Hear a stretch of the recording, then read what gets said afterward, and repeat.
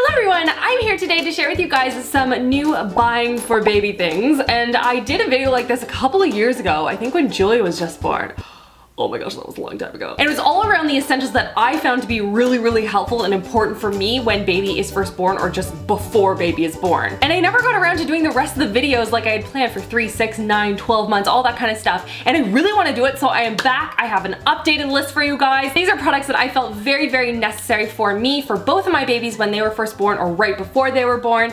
And so I hope you guys find this helpful. I will link all the products in the info bar below in case you're interested. To make this a little bit more organized, we're going to be going through specific categories here today, which I feel like a teacher. I've done this before and I still feel like a teacher. These are categories just to make it a little bit more easy to navigate, or if you have specific areas that you want to visit, I've put timestamps on everything so you guys can go and check out those particular areas that you're interested in. But yes, this is here for your help, hopefully. Hopefully this is helpful. So now that we have all of this, let's put that aside and let's get into the products. So first topic, let's talk about baby sleep, because let's hope they're doing a lot of it. So there are a couple of things that I find to be essential for creating a really nice sleeping environment for your baby. Number one is a pack and play, or something that they can sleep in. I like the pack and play because then I can take it with me when I was visiting my parents or my in-laws. That proved to be super versatile, and they get 2 different crib sheets just in case baby does, you know, the fun stuff that babies do. Next, blackout curtains. You want to make the room as dark as possible. So we just installed them in front of the window pane and just pulled them down. It just makes the room completely pitch black. And we also have blackout curtains and regular curtains kind of shut in front of it because no light will enter that room when my baby is trying to sleep. And then onto a white noise machine, and this is actually the one that I used in university, and I use it now. I use it for myself as well as my children. Then onto something to wrap your baby up in. I recommend getting some sort of a breathable fabric and something that's really large. I love the Aiden and Anae's blankets. They are amazing. I got 4 for Julia and I got another 4 for Luke because they are awesome. They wash really well. They're easy to bring with you and like on trips and stuff like that to keep them warm. It's just, they're the best. They're the best ones I've ever used. And then lastly, a monitor. I started with just a sound one, and then I moved on and did a video one. The only heads up I give on video ones is in order to see the baby at night, it needs some sort of like a light thing on it to like see baby. It isn't super bright, but you do have to be careful on where it's pointing because in a pitch black room, it is quite obvious. So that's my only heads up on that, but other than that, you're good to go. Then on to baby potty time. Now, obviously they won't be using the potty because that would be very impressive actually. But I wanted to call it something a little bit more elegant than when your baby poops themselves. So you will need diapers, that is an obvious one. I recommend getting newborn size as well as size 1, just so you have a variety of different sizes just in case your baby's on the smaller side or on the bigger side. And then some form of wipes. I recommend getting 1, maybe 2 packs max until you just see how sensitive your baby's skin is, but that's a good starting point. And then finally some sort of zinc oxide cream just in case they have a diaper rash. That's a good thing just to have on hand. I've used one from Aveeno. I've used the baby butt paste or bum paste or something. I've used a whole bunch of different ones. Just use whatever it makes you feel comfortable. Now on to baby wear, the fun category. I think the most important thing is to plan for what weather your baby's going to be born into. Is it going to be the bitter cold of January or boiling hot July? And as much fun as it is to actually go out and buy a whole bunch of outfits, trust me, I'm totally guilty for this. Try not to go overboard because at this point you don't know how big your baby is, and so you don't want to buy a whole bunch of newborn ones or a whole bunch of 3-month ones and realize your baby's too small or too large. So I recommend getting 4, maybe 2 for newborn and 2 for 3 months, just until you get a sense of what their sizing is going to be. And I even recommend going out and just buying a 6-month onesie or something like that, just keeping it in the back storage, because you would be surprised how quickly they grow out of these things and you'll be like, where did time go? I remember having a 6-month outfit in the back of the closet for Julia and being so grateful that someone gave it to me for my baby shower because she would have fit nothing otherwise. And in terms of what those outfits are, I highly recommend just sleepers. They are the easiest thing. You're going to be able to change them easier. They feel nice and warm cocooned. They're awesome products to use. Now on to baby bath, and the hilarious part of this is that you don't actually need to bathe your baby. Except when they're first born. I highly recommend at least 1 bath then. All I did with both my kids is I put them down on a folded up towel and used a warm baby washcloth and sort of like wiped them down when they needed it, maybe every 3 or 4 days. Like, babies don't get dirty when they're that small, and so I would just recommend kind of sticking to that until you actually need a baby tub. And speaking of baby washcloths, highly recommend getting a whole bunch of these. I use them for bath time, and I also use them for washing off their faces when they've eaten after a meal, and I keep them in like a little decorative pot downstairs.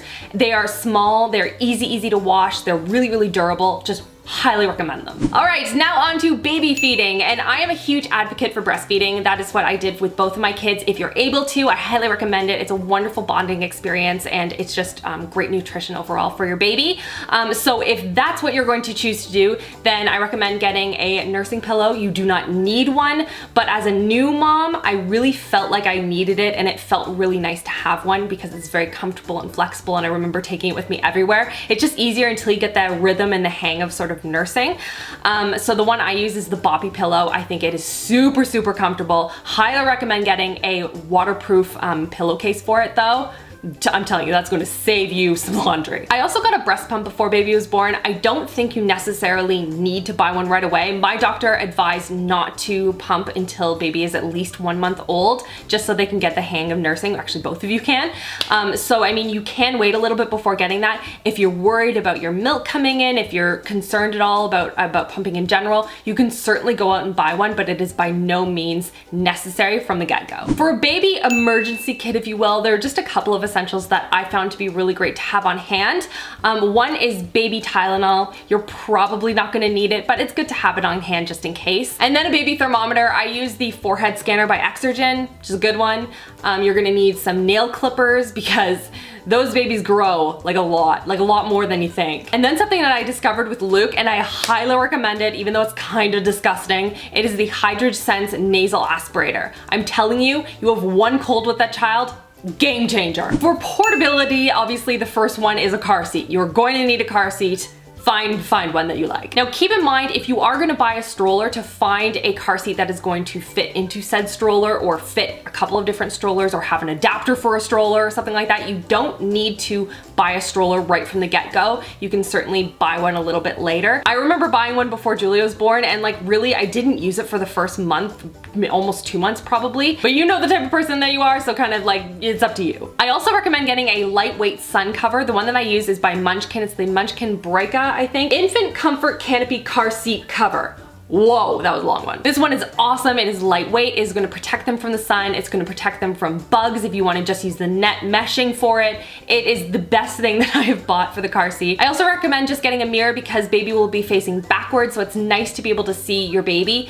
Julia was not the best of travelers, so it was really nice to see her face and know what she's doing and if they're sleeping, because sometimes when you're driving and you just hear nothing in the back, you're like, oh my gosh, what's happening with my baby? So being able to look back and just be like, okay, my baby's just sleeping, everything's fine, really nice to have. And then lastly, a bouncy seat. Now, a lot of people get the bouncy seat and they get a swing and they get like a mat. They could just get a whole bunch of different things. I recommend, if you can, just borrow a bouncy seat from a friend if there's one available, until you get a sense of what your baby likes. Julia really liked, as I said before, the bouncy seat. Luke really likes the swing. So it's best not to like invest in everything and then kind of feel like you waste your money when your baby doesn't like something. And if I was going to recommend one, I would say the bouncy seat, because you can carry that with you from room to room. Say when you wanna, you know, take a shower, you can carry that into the bathroom with you and be able to see your baby, and they're actually comfortable. And then my last category, pour vous, the madre. Because believe it or not, you're gonna need some things too. Now I'm doing a whole video on what to expect post-labor. I don't know if it's gonna be up already or I'm putting it up. I will put it in the cards if it is already live, but that's gonna go into a lot more detail on things that I really recommend having set up for you when you come home from the hospital. But a couple of things that I would just say right off the bat. Number one, freezer meals. If you can get a whole bunch of those set and prepped and ready in the freezer, awesome. Number two is a water bottle, like a couple of really big water bottles that you can keep where you're going to be nursing, because you get really thirsty when you're nursing. Number three, make a whole bunch of muffins, like 24 muffins, maybe more. I'd probably triple the batch. And stick them in the freezer, and then you can pull one out, microwave it in the middle of the night when you're having like another 2 a.m. feeding. It's kind of nice to have something to look forward to, I'm gonna be honest. Plus, nobody told me, but you get really hungry when you're nursing. And lastly, I would recommend getting a nursing night dress. I loved the one that I bought. I think I just got it from like Motherhood Maternity. It was one on sale. To be honest, I just basically wore mine all day. Great. It was a great investment. And that's everything for this video. I hope you guys found this helpful. I know as a new mom, it is incredibly overwhelming to kind of walk into this world of like baby things and not know what's important. So hopefully this video helped you. And if you have any further questions, don't hesitate to leave me a comment in the comment section below. Either myself or other mamas out there are happy to help you guys. It's really nice having an amazing community here of moms to help each other out. So feel free to do that as well. And don't forget to subscribe so you don't miss out on the 3 month, 6 month, month, 9 month, and all the other mom stuff that I have planned for you guys. I'm really excited about this. I hope you're all having an amazing, amazing week so far, and I will see you guys all in my next video. Love you girls. Mwah.